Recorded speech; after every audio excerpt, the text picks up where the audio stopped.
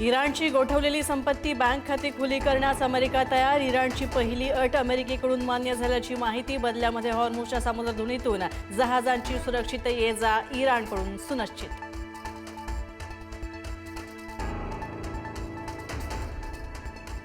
Iran, America आणि इस्रायलच्या दरम्यान युद्धसमाप्तीसाठी वाटाघाटी। इस्लामाबादमध्ये आजपासून 2 दिवसीय चर्चा। इराणचं शिष्टमंडळ आणि अमेरिकेचं शिष्टमंडळ इस्लामाबादमध्ये दाखल।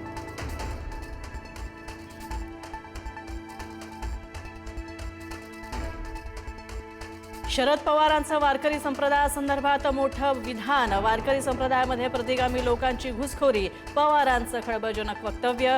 60% लोकांची मांडणी धर्मांध शक्तींना बळ देणारी। शरद पवारांचं धक्कादायक विधान।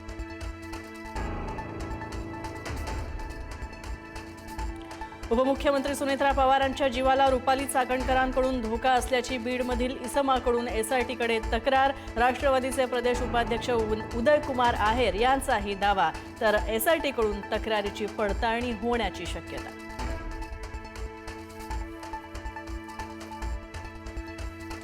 पुरंदरमध्ये मंत्री छगन भुजबळ यांचं हेलिकॉप्टर उतरवताना पायलटची मोठी चूक। पायलटनं भुजबळांचं हेलिकॉप्टर हेलिपॅडवर उतरवण्याऐवजी कार पार्किंगमध्ये उतरवलं।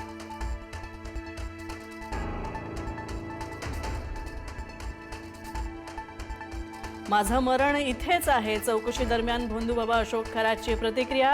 फसवणुकीचा गुन्हा खरातनं कबूल केल्याची माहिती। एसआयटीच्या तपासामध्ये आणखी धक्कादायक माहिती समोर येण्याची शक्यता।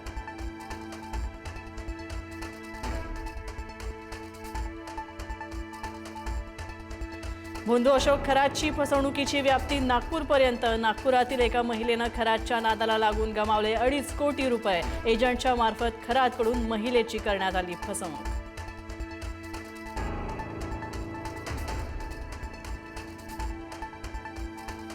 ईडीकडून अशोक खरातचे 3 बँक अकाउंट्स करण्यात आले सील। खरातच्या पत्नीचंही बँक खातं सील। गेल्या 3 वर्षातील व्यवहारांची ईडीकडून सखोल पडताळणी। संशयास्पद व्यवहारांवर ईडीची नजर।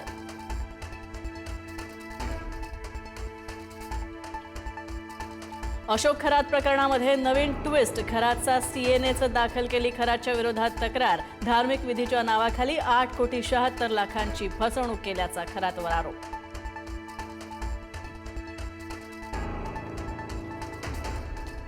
नाशिकच्या आयटी कंपनीतील लैंगिक शोषण आणि धर्मांतर प्रकरणाच्या केंद्रीय तपास यंत्रणांकडून तपास होण्याची ही शक्यता। एनआयए, एटीएस सोबतच सीबीआयकडूनही चौकशीची शक्यता।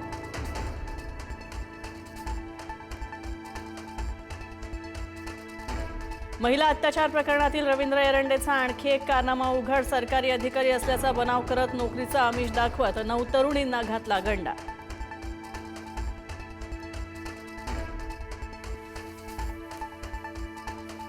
हिंगोली, परभणी, नांदेडमध्ये भूकंपाचा सौम्य धक्का बसला। भूकंपाच्या सौम्य धक्क्यांमुळे काही घरांना गेले तडे। नागरिकांना सतर्क राहण्याचं आवाहन।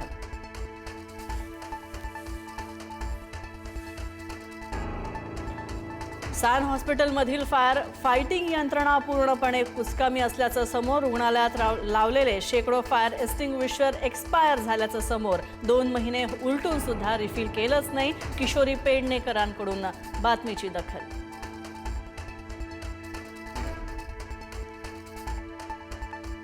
सिन्नरमध्ये भीषण अपघात। पंचाळे इथं ट्रक आणि पिकअपची मोठी धडक होऊन भीषण अपघात। अपघातानंतर 2 वाहनांना लागली आग। आगीमध्ये होरपळून 3घांचा मृत्यू, तर गाडीतून पडल्यामुळे एका महिलेचा सुद्धा मृत्यू।